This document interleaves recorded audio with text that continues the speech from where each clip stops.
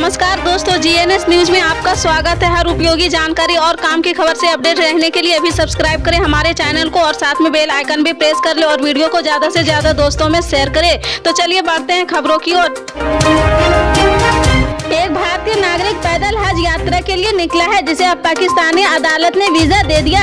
भारतीय नागरिक को पहले पाकिस्तानी अदालत ने वीजा देने से इनकार कर दिया है। नागरिक ने मंगलवार को हज के लिए सऊदी अरब तक पैदल चलने की अपनी मैराथन यात्रा को पूरा करने के लिए पाकिस्तान में प्रवेश किया। 29 साल के सिहाब वाघा बॉर्डर के रास्ते पाकिस्तान पहुंचे हैं। पाकिस्तान में उनका स्वागत लाहौर में रहने वाले सौराज ताज और भगत सिंह मेमोरियल फाउंडेशन पाकिस्तान के अध्यक्ष इम्तियाज रशीद कुरैशी ने किया है। सिहाब की ओर से सरवर ताज ने पाकिस्तान के सुप्रीम कोर्ट में याचिका दायर की थी। कुरैशी ने बताया कि मक्का की अपनी यात्रा जारी रखने के लिए वीजा मिलने से सिहाब बहुत खुश है। इसके साथ उन्होंने कहा कि सिहाब प्यार, दोस्ती और भाईचारे का संदेश लेकर पाकिस्तान आए हैं। केरल के रहने वाले सिहाब ने पिछले साल अक्टूबर में अपने घर से वाघा सीमा तक 3000 किलोमीटर की पैदल यात्रा शुरू की थी, जहां उन्हें वीजा नहीं होने के कारण पाकिस्तान में घुसने से अधिकारियों ने रोक दिया था। फेडरल इन्वेस्टिगेशन एजेंसी के अधिकारी ने कहा कि सिहाब ने पाकिस्तान में आव्रजन के लिए अधिकारियों के सामने अनुरोध किया था कि वह पैदल हज करने जा रहा और पहले ही 3000 किमी की यात्रा कर चुका है और उसे मानवीय आधार पर देश में प्रवेश करने की अनुमति दी जानी चाहिए। उन्होंने कहा कि वह ईरान के रास्ते सऊदी अरब पहुंचने के लिए ट्रांजिट वीजा चाहता था।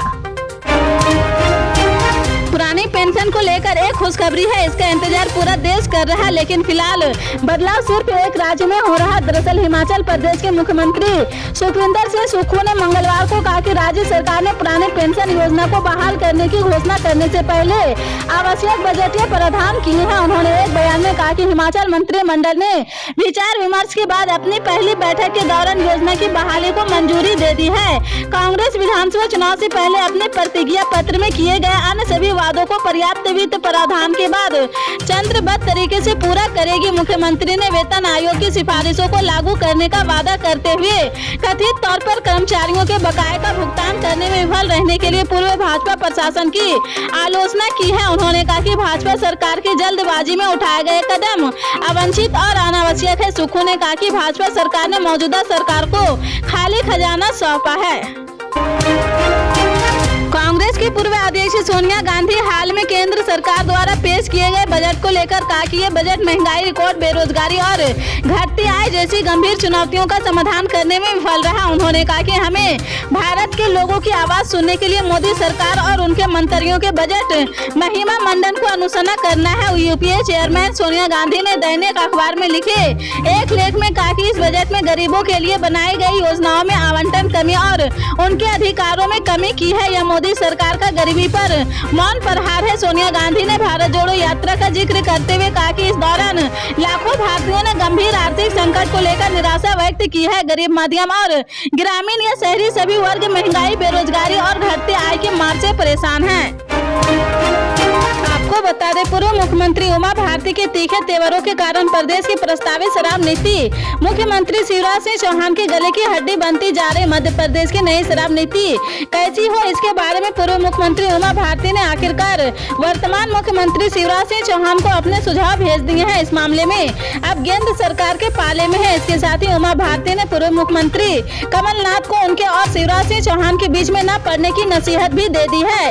उमा भारती ने मंगलवार को ट्वीट करते हुए कहा कि मैंने शिवराज जी को शराब नीति पर अपने परामर्श भेज दिए हैं। कमलनाथ जी से कहूंगी कि आप भी उन्हीं को भेज दीजिए और मेरे और शिवराज जी के बीच में मत आइए। मैं बीजेपी सरकार या शिवराज जी के खिलाफ नहीं हूँ, उनके साथ हूँ। मेरे लिए तो शराब मेरी दुश्मन है और गंगा जी मेरी इष्ट है।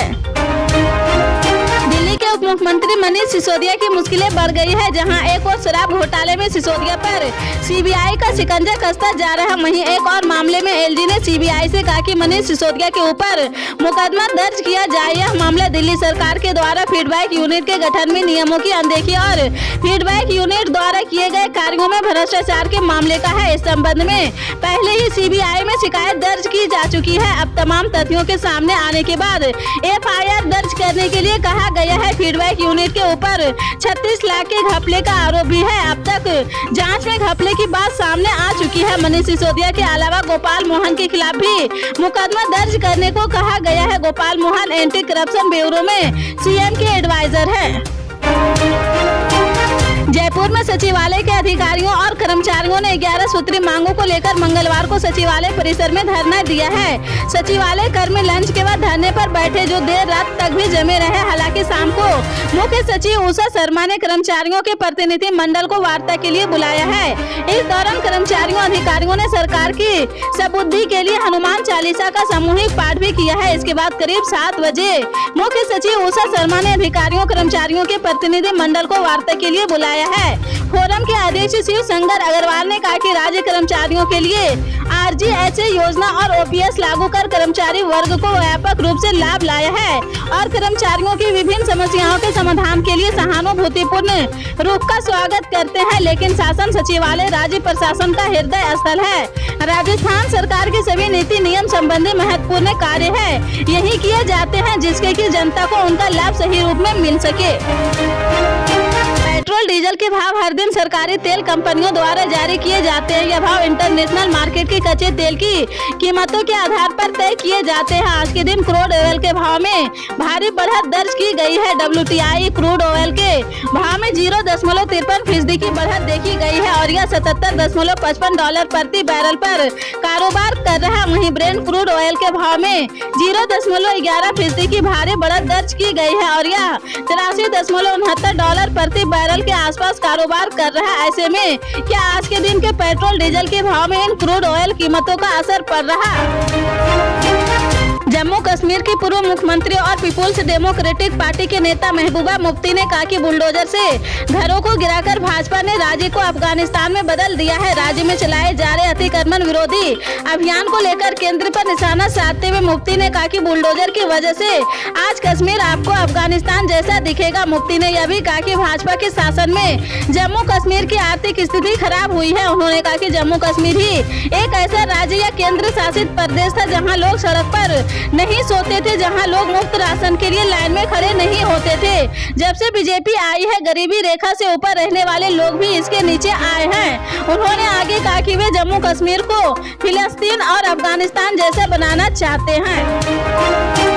महुआ मोइत्रा अपने तीखे बयानों को लेकर हमेशा से ही चर्चा में रहती है। इस बार वह असंसदीय भाषा का इस्तेमाल किए जाने की वजह से एक बार फिर सुर्खियों में आ गई है। उन्होंने बुधवार को संसद में राष्ट्रपति के अभिभाषण पर धन्यवाद प्रस्ताव की चर्चा के दौरान उन्होंने आपत्तिजनक शब्द का इस्तेमाल किया है। इसके बाद संसद में जमकर हंगामा हुआ है और बीजेपी ने उनसे माफी मांगने के लिए कहा है। महुआ मोइत्रा इससे पहले भी कई बार संसद में काफी तीखे बयान दे चुकी है। इससे पहले 13 दिसंबर 2022 में भी उनके बयानों के बाद हंगामा हुआ था। इस दौरान टीएमसी सांसद ने सदन में बीजेपी से पूछा कि आप बार बार पप्पू शब्द का इस्तेमाल करते हैं, जबकि आपकी सरकार में महंगाई बेरोजगारी बढ़ी है, तो बताइए असली पप्पू कौन है। अगले ही दिन वित्त मंत्री निर्मला सीतारमण ने उनके इस बयान का पलटवार किया था।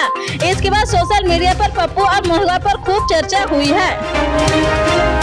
राजधानी दिल्ली समेत उत्तर भारत में ठंड का प्रकोप कम हो रहा। देश के ज्यादातर राज्यों में तेज धूप निकलने के कारण न्यूनतम तापमान में बढ़ोतरी होने लगी है, जिसके चलते पूरे उत्तर भारत में फरवरी के महीने में ही गर्मी का एहसास हो रहा। मौसम विभाग के मुताबिक दिल्ली में बुधवार को न्यूनतम तापमान 11 डिग्री सेल्सियस और अधिकतम 25 डिग्री रहने का अनुमान है।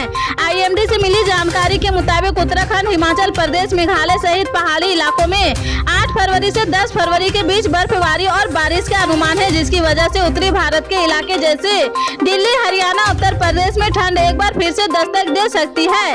राष्ट्रीय राजधानी में इन दिनों तापमान में हर 1-2 दिनों के बीच 1 से 2 डिग्री सेल्सियस तापमान का इजाफा हो रहा है। पल पल के अपडेट जानने के लिए जुड़े रहें आप अपने GNS न्यूज चैनल से। मिलते हैं अगली बड़ी खबर के साथ, तब तक के लिए जय हिंद।